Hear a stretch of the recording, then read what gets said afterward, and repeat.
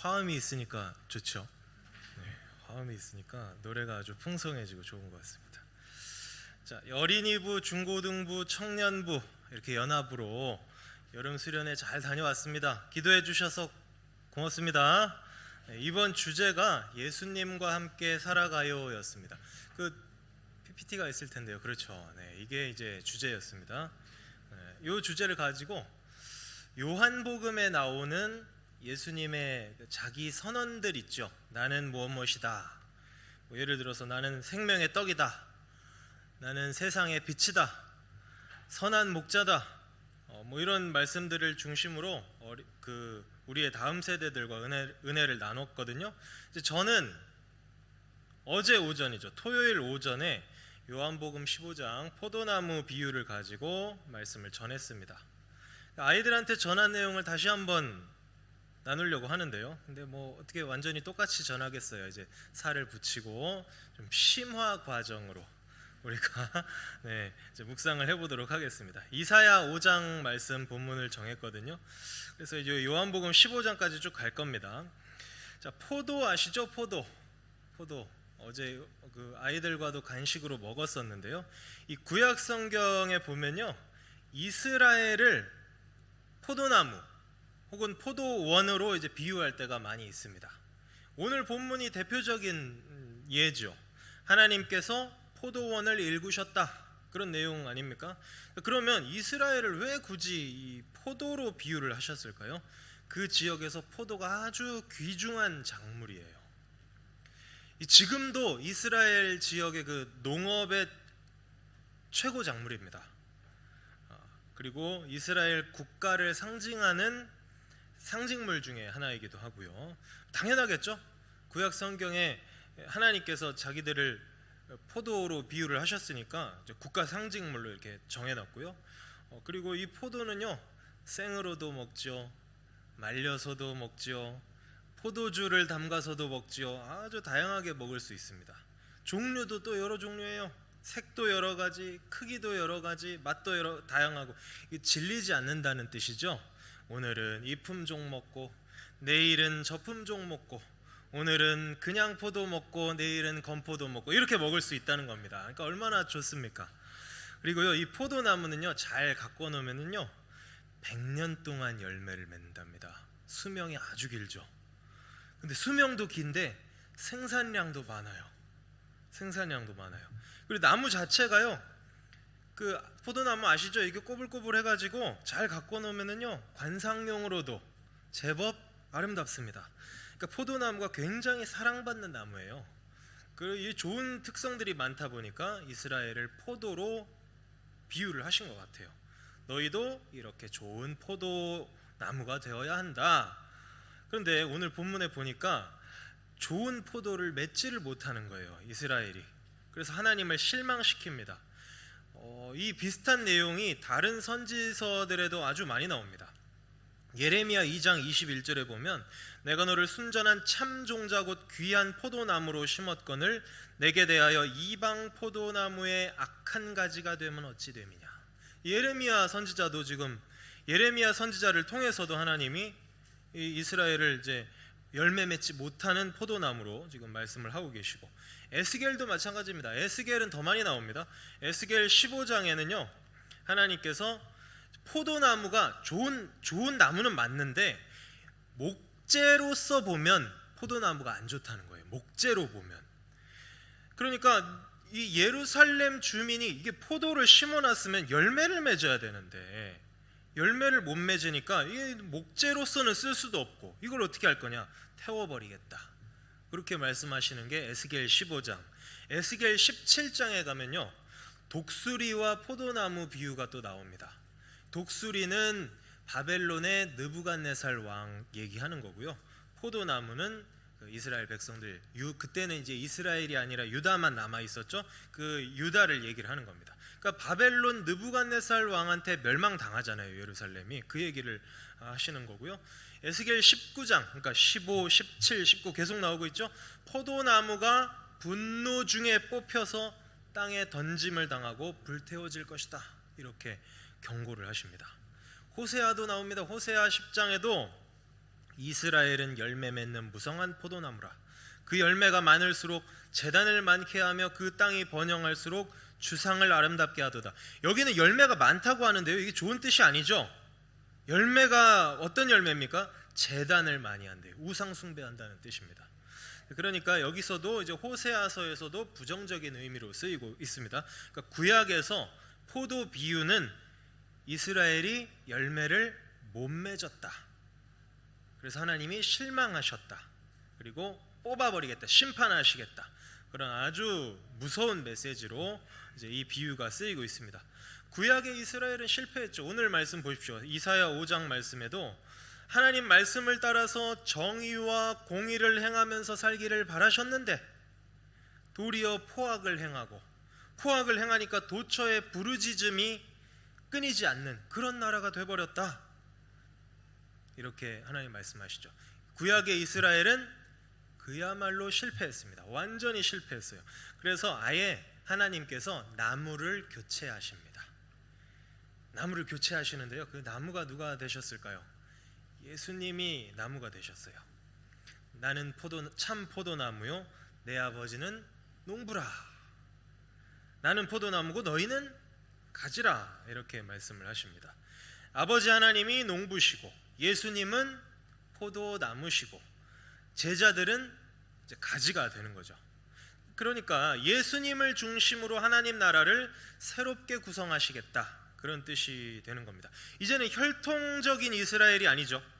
혈통적인 이스라엘이 아니라 예수님 믿는 사람들, 제자들이 가지가 돼가지고요, 나무이신 예수님께 붙어있는 형태, 그런 형태로 공동체를 구성하십니다. 이거랑 이제 좀 비슷한, 예수님께 붙어있는 비유, 비슷한 예가 있죠. 다른 비유, 그리스도의 몸 비유도 있잖아요. 그리스도의 몸 비유.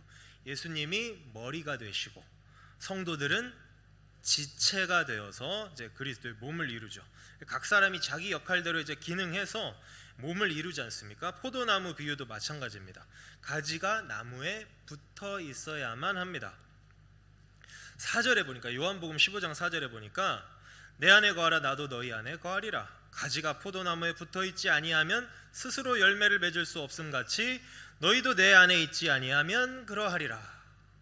붙어 있으라는 거죠. 붙어 있으라는 거고, 15장 5절도 나는 포도나무요 너희는 가지라. 그가 내 안에 내가 그 안에 거하면 사람이 열매를 많이 맺나니 나를 떠나서는 너희가 아무것도 할 수 없음이라. 예수님과 연합해야 된다. 연합해야 된다. 그래야만 열매를 맺는다. 그 말씀을 하고 계시는 거예요. 하나가 돼야 되는 거죠. 가지가 나무에 잘 붙어 있으면 그 가지도 결국은 포도나무의 일부가 되는 거니까 양분을 받고 수분을 받고 그래서 열매를 맺습니다. 그래서 예수님께서는요, 나를 떠나서는 너희가 아무것도 할 수가 없다. 열매를 맺으려고 해봤자 맺을 수가 없다. 그렇게 말씀을 하고 계십니다. 주님과 연합이 안 되면 어떻게 되겠습니까? 열매를 못 맺으니까. 주님과 연합을 못하고 있으면 열매도 당연히 못 맺으니까 버려집니다. 6절에 보십시오. 사람이 내 안에 거하지 아니하면, 예수님과 하나가 되지 않으면, 연합하지 않으면 열매가 없잖아요. 열매가 없으니까 밖에 버려져 마른답니다. 그리고 불에 던져서 사른답니다. 구약의 이스라엘 백성이 그랬죠. 뽑혀지고 불에 태워졌습니다. 그 예전 구약의 이스라엘과 지금 이제 신약이 다른 점이 뭡니까? 신약에 와서는 포도나무가 누구세요? 예수님이시잖아요. 그러니까 포도나무가 뽑힐 일은 있어요, 없어요? 포도나무가 뽑힐 일은 없습니다. 하나님의 나라는 결코 실패하지 않습니다. 그러면 하나님 나라는 이제 계속 될 겁니다. 계속 될 건데 관건은 뭐예요? 이제 가지가 관건이죠. 개별 가지들입니다. 우리가 다 가지가 참 많네요. 여기 가지가 한 6, 70개 정도 가지가 지금 뻗어 있는 것 같은데, 신성교회만. 자, 이 가지들이 붙어서 열매 맺느냐 못 맺느냐가 관건이죠. 열매 맺지 못하는 가지는 버려지고 불살라질 겁니다. 근데 2절이 중요하거든요. 2절.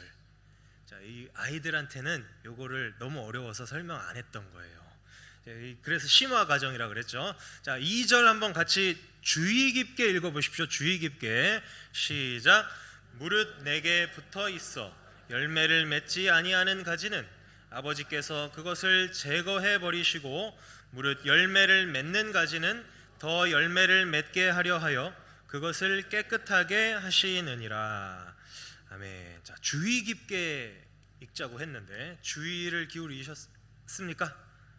뭔가 이상한 점 없나요? 여기 이 말씀에 이상한 점 없어요? 있다고 하시는 분이 계시는 것 같은데, 자, 앞부분 보십시오. 상반절 무릇 내게 어떻게 돼 있다고요? 무릇 내게 붙어 있대요. 붙어 있는데 열매를 맺지 않는 가지는 제거해 버리신대요. 두 가지가 이상합니다. 예수님께 붙어 있는데 열매를 못 맺을 수가 있습니까? 이상하죠. 이상한데 예수님께 붙어 있으면 열매를 맺는 게 당연한 거 아니에요?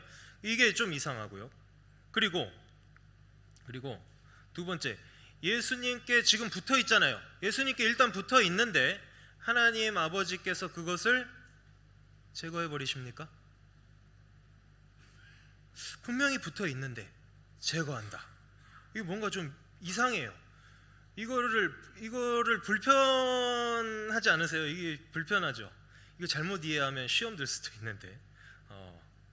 자, 성경에 한결같이 말씀하시기를 예수님 믿고 구원받은 백성은 천국 가는 그날까지 인도하신다고 하잖아요. 포도나무 되시는 예수님께 지금 붙어 있어요. 붙어 있는데 너 열매를 못 맺고 있구나 하면서 하나님이 잘라 버리실까요? 자, 그러면 어떻습니까? 우리들은 어떤가요? 자신 있습니까? 자신 있으세요? 열매 맺고 계세요? 우리에게 아주 익숙한 구절, 로마서 8장 맨 마지막입니다. 내가 확신하노니 사망이나 생명이나 천사들이나 권세자들이나 중간에 생략하고 다른 어떤 피조물이라도 우리를 우리 주 그리스도 예수 안에 있는 하나님의 사랑에서 끊을 수 없으리라. 끊을 수 없다면서요. 그래서 요한복음 15장 2절이 우리를 알쏭달쏭하게 만드는 겁니다. 자, 여러분 어떻게 생각하세요? 예수님께 붙어 있는데 제거 당할 수도 있습니까? 그래서 이거 말이 안 되는데 해서 요거를요 유대인들로 보기도 합니다. 예수님 당대 유대인들 어땠어요? 자기들이 하나님 백성이다 라고 자부를 하지만 전혀 열매가 없었죠. 그래서 그들은 끝까지 예수님을 거부하고 지금도 거부하고, 그죠? 지금도 거부하고 있죠. 그러다가 이제 사도 바울이 사도행전 18장에 보면 고린도에서 전도하다가 유대인들이 막 대적을 하니까 이제 나는 이방인들에게로 가리라 하면서 학을 떼잖아요. 그래서 이게 아마 유대인들 아닐까? 예수님 그 붙어 있다가 떨어진 버림받은 그 사람들 유대인들 아닐까라고 생각을 할 수도 있는데, 근데요 조금만 생각을 더 해보면 유대인들은 처음부터 예수님께 붙어 있던 적이 없죠. 처음부터 예수님 안 믿었으니까. 자, 그러면 또 한 가지 더. 혹시 그러면 알곡과 가라지 비유 있잖아요. 알곡과 가라지 비유 있으니까 교회를 다니긴 다녀요. 교회 안에 있어요. 교회 안에 들어와 있는데 가라지인 사람들 얘기하는 걸까? 겉으로만 붙어 있는 것처럼 보이고 실제로는 안 붙어 있는 그런 사람들인 걸까? 근데 그럴 거면 설명을 하셨겠죠. 내게 붙어 있었지만 사실은 가짜로 붙어 있기 때문에 열매를 맺지 않는 가지는 제거당할 것이다. 이렇게 설명을 하셨겠죠. 근데 설명이 없단 말이죠. 설명이 없어요. 붙어 있는데 열매가 없어서 제거당한다. 자, 이 구절을요 어떻게 이해해야 되냐면요, 제거하다라는 헬라어 단어를 보시면 됩니다. 헬라어 단어가 아이로입니다. 자, 뭐라고요? 아이로라는 헬라어 단어를 제거하다 이렇게 번역을 해놓은 거예요. 성경에서, 한글 성경에서. 근데 뜻이 하나만 있는 게 아닙니다. 제거하다라는 뜻도 있는데요. 오히려 제거하다라는 뜻은 세 번째 뜻이에요. 마이너한 뜻입니다. 원래 주된 뜻은 뭐냐면 아이로의 주된 뜻, 들어올린다라는 뜻입니다. 들어올리다.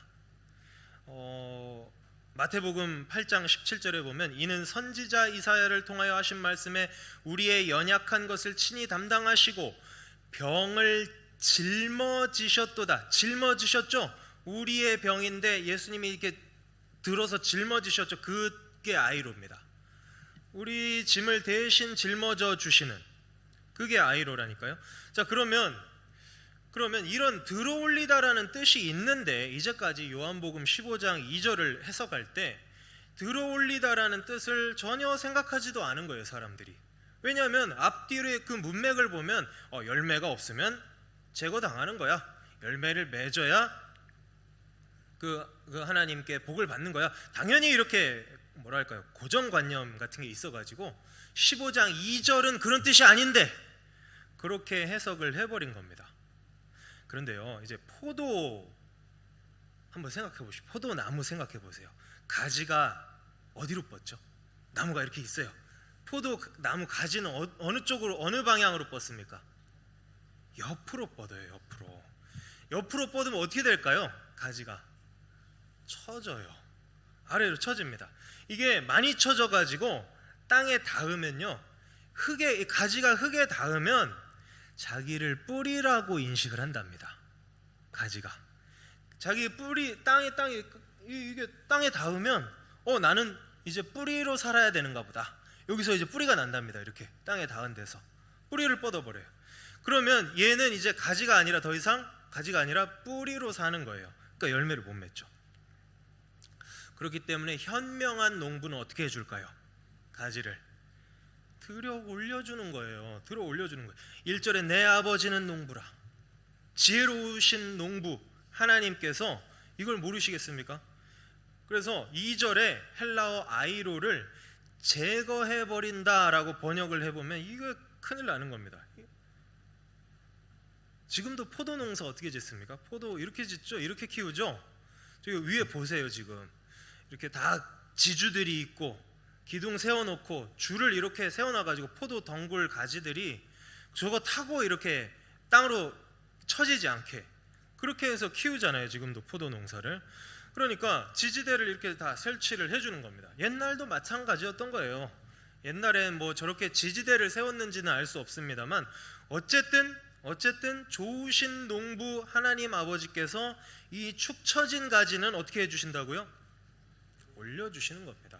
올려주시는 거고, 그리고 이제 그 15장 2절 하반절 열매를 맺고 있어요. 안 쳐졌어. 얘는 맺고 있는 가지는 이제 가지치기, 잔가지 이렇게 깨끗하게 쳐주셔서 열매를 더 잘 맺게 해주시는 거죠. 자, 이렇게 이해하면 어떻게 됩니까? 좋으신 하나님이죠. 정말 좋으신 하나님 맞죠? 예수님께 붙어만 있으면 그러면 어떻게 됩니까? 이제 하나님께서 다 우리 모습이잖아요. 우리는 다 처지는 가지잖아요. 우리가 힘이 없어서 다 처지지만 누가 올려주세요? 하나님이 들어 올려주십니다. 아이로 해주십니다. 그러면 열매를 맺는 거죠. 열매를 맺는 겁니다. 자, 그러면 마지막으로 살펴볼게. 열매가 뭘까요? 포도를 맺어야 되는데 우리가 열매는 뭘까요? 이거는 요한복음 15장에 읽어보면 그대로 나옵니다. 요한복음 15장 12절과 17절 제가 가져왔습니다. 같이 읽어봅시다. 시작.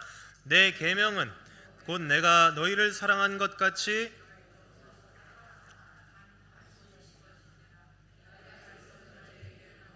서로 사랑하게 하려 함이라. 자, 우리가 맺는 열매는 서로 사랑하는 겁니다. 다른 열매가 아닙니다. 이거는요, 사도 요한이 지속적으로 강조하는 주제지요. 요한복음에 이제 예수님 말씀을 사도 요한이 이제 이때 듣고 요한복음 15장 이때 예수님의 말씀을 딱 듣고 아마 사도 요한 가슴에 서로 사랑하라는 그 메시지가 딱 박힌 것 같아요. 그래서 나중에 사도 요한이 요한 서신도 쓰잖아요. 요한 1서, 2서, 3서 쓰잖아요. 요한 1서에 보면 우리는 서로 사랑할지니 이는 너희가 처음부터 들은 소식이라. 서로 사랑해야 된다고 강조를 하고요. 요한일서 3장 14절, 우리는 형제를 사랑함으로 사망에서 옮겨 생명으로 들어간 줄을 알거니와 사랑하지 아니하는 자는 사망에 머물러 있느니라. 야, 이거 진짜 엄청난 구절입니다. 이 구절을 읽으면서 놀라셔야 됩니다. 사망에서 생명으로 들어가는 것은 오늘 우리 오전 말씀에 이제 우리가 들었잖아요. 예수님 믿어야 사망에서 생명으로 가는 거 아니에요. 근데 여기는 뭐라고 합니까? 형제를 사랑함으로 사망에서 옮겨 생명으로 들어갔다 합니다. 그러니까 지금 이 말씀은 뭡니까? 예수님 믿는 거는요, 형제 사랑하는 거랑 똑같다는 거예요. 동전의 양면처럼, 그죠? 동전의 양면처럼 예수님을 믿는 사람은 형제를 사랑하지 않을 수가 없는 겁니다. 않을 수가 없죠. 서로 사랑해야 됩니다. 이게 참 포도나무 예수님께 붙어있는 가지, 우리들이 맺을 열매입니다. 신성 공동체 어떻습니까? 우리 공동체에 속한 사람들끼리 마땅히 사랑해야 하지 않겠습니까? 다시 말씀드립니다. 예수님 믿는 것과 형제 사랑은 동전의 양면입니다. 여러분, 계산할 때 동전을 내잖아요. 난 앞면만 낼 거야. 톱으로 막 썰어가지고 앞면만 내십니까? 그렇게 하실 거예요? 그런 사람 없잖아요. 100원짜리 500원짜리 내야죠. 앞뒷면 다 같이 내는 거죠. 형제를 사랑하지 않으면서 예수님 믿는다고 말할 수 없습니다. 열매가 없잖아요. 열매를 맺지 않는 걸요.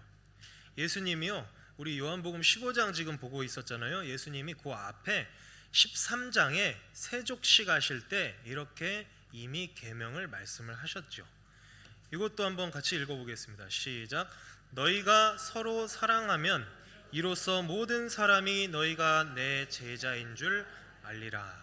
너희에게 내가 새 계명을 주노니 하면서 새 계명을 이걸로 말씀하신 거잖아요. 지금 우리가 서로 사랑을 해야 세상 사람들이요, 우리를 예수님 제자로 인식할 겁니다. 우리가 서로 분열하고 싸우고 있으면요, 세상 사람들도 우리를 제자로 안 볼 겁니다. 제자 삼자고 하고 있는 판에 사람들이 우리를 제자로도 안 보는데, 사람들이 제자로도 안 보는데 여기 와가지고 제가 앞으로 신성교회 다니면서 예수님의 제자로 훈련받고 싶습니다, 이렇게 하겠어요? 우리를 제자로도 안 볼 텐데. 자, 그러니까요, 뭐가 됐든 일단 우리는 사랑해야 합니다. 사랑의 열매가 우리 각 사람의 마음 가운데 정말 뜨겁게 일어나기를 소망합니다. 요한복음과 요한서신에만 나오는 거 아니잖아요. 베드로 전서에도 이렇게 나옵니다. 무엇보다도 뜨겁게 서로 사랑할지니 사랑은 허다한 죄를 덮느니라. 자, 이 마지막 그림입니다. 이제 다 끝났습니다. 자, 정신을 차리시고 눈을 뜨시고, 자, 이 아이들하고 설교할 때도 이 그림을 마지막으로 보면서 이제 나눴습니다. 자, 어떠세요? 마음이 따뜻해지십니까? 하트가 몇 개 있는지 세볼까요? 하트가 하나, 둘, 셋, 넷, 다섯, 여섯, 6개인지 7개인지 많이 있네요. 자, 하트가 많아지시길 바랍니다.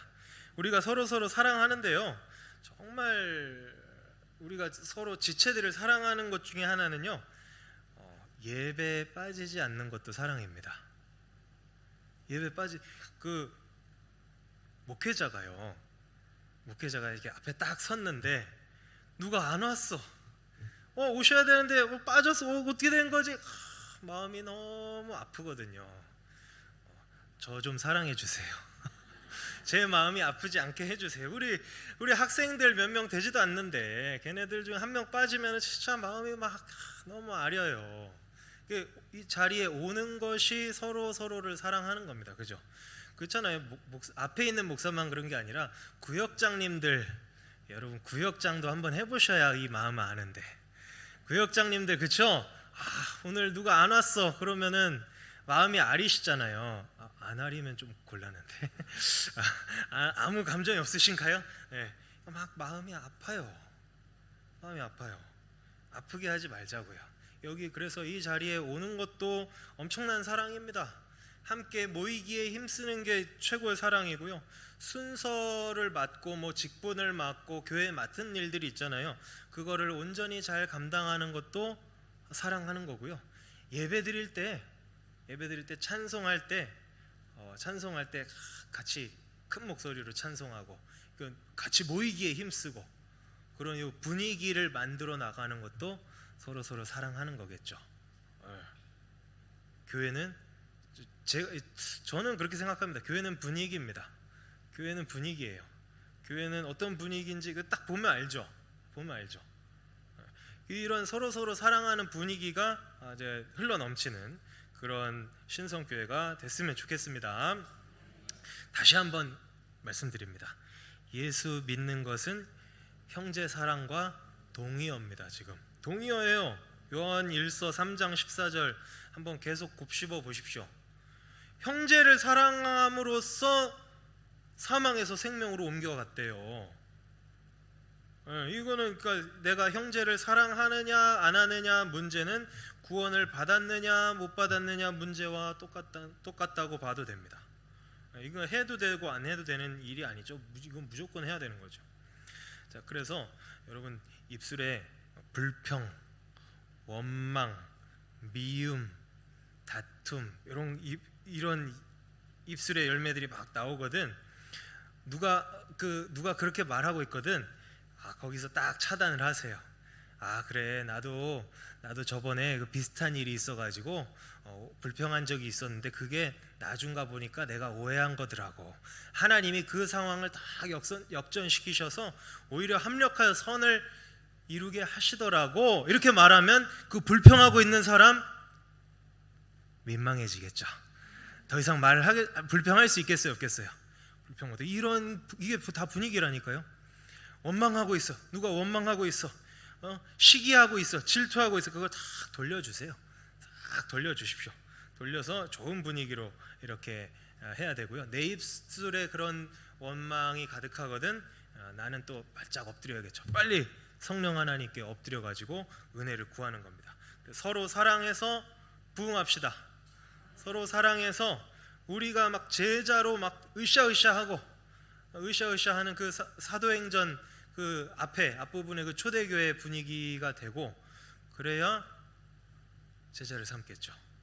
제자로도 안 본다잖아요. 지금 제자로도 안 본대잖아요. 너희가 사랑해야 사람들이 너희가 내 제자인 줄 알리라. 예수님 말씀하시는 것을 꼭 기억하고 우리는 다 예수님의 그 좋은 가지들이 될 수 있습니다. 포도나무 가지들이 될 수 있어요. 붙어 있잖아요. 붙어 있으니까 열매 맺을 겁니다. 열매 더 맺을 수 있도록 하나님 들어 올려주시고 잔가지도 쳐주시고 나를 도와주시고 인도하여 주옵소서. 좋으신 농부 하나님만 바라는 우리 신성 공동체 되었으면 좋겠습니다. 기도합시다. 아버지 하나님 감사합니다. 우리의 참 포도나무 되시는 예수님만 바라봅니다. 예수님께 우리가 꼭 붙어있기를 원합니다. 꼭 붙어서 좋은 열매 맺는 우리 신성교회 되게 하여 주시고 또 다른 가지들이 많이 날 수 있도록 제자를 삼는 이 사역 끝까지 감당하게 하여 주옵소서. 예수님의 이름으로 기도하옵나이다. 아멘.